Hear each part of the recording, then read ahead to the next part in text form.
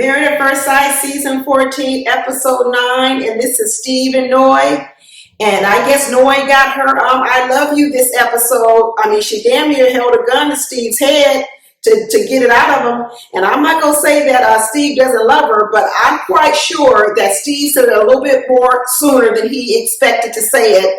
And I think he did a little calculation in his head that said, if I don't say and get these words out, Noi is going to check out. She's not going to say yes on decision day. And he made a calculated decision that says, you know what, I'm going to tell her I love you, whether or not he's all the way there or not.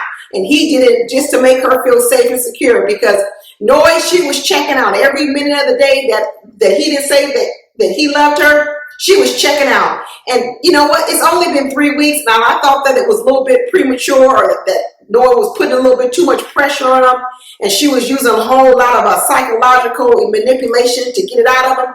But you know what? Hey, if it works for them, it works for me. You know, Noi put together this little treasure hunt for Steve. And, you know, when we saw it on camera, it looked like it was only about 2 minutes. And Noi said she expected it to be 30 minutes. But in the after party, I did a video on it. She said it actually took Steve 2 hours to go to that damn treasure hunt. But he did it. He got there. So then they show a scene with them eating dinner and saying, you know, this is a milestone. This is the first time they've had takeout together, which is quite opposite of the other couples. Michael and Jasmine, they haven't cooked together at all. Elijah's still there complaining about how Katina doesn't cook enough.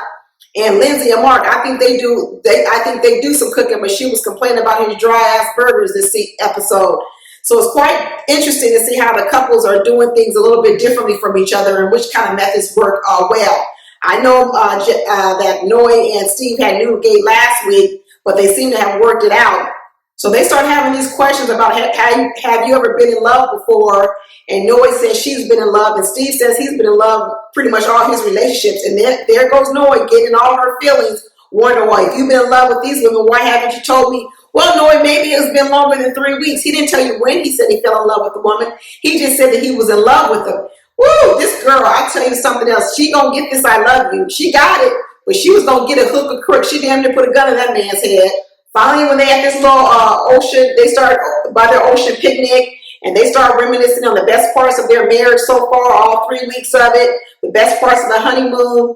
And so he says, I know that you asked me in 3 days that I love you, but now here we are, 3 weeks, our 3-week anniversary. And so he was finally ready to tell her that he loves her. I heard that, Steve. Steve says, I'm going to lock this down. He goes, I'm going to do what I have to do. Even if I'm not all the way there, I'm going to say it anyway. I heard that, Steve. Go ahead on. So they were all happy. They locked lips, embraced, and everything else. You know, on the after party, they talk about how Steve and Noi, when the cameras go away, Noi said they sit and talk for 3 hours after the cameras go away. Everybody else is talking about they go to bed, they go to their separate rooms, they watch TV. But Steve and Noi sit up and talk for 3 hours. That tells you a lot about these two. That's probably why they have such a strong connection up front, because they actually are spending a lot of times talking to each other and getting to know each other. It looks like they got past this whole money situation. Steve must have revealed his bank account to Noi, because she hasn't brought it up at all. She's all happy and giddy and feels good. She ain't asking no questions about kids and how they can provide for the kids. He must have shown her them bank account statements, and she figured he got enough money to last. So now she's comfortable. So she got the money part, and she got the I love you. Girl, she said, talk to you later. Bye.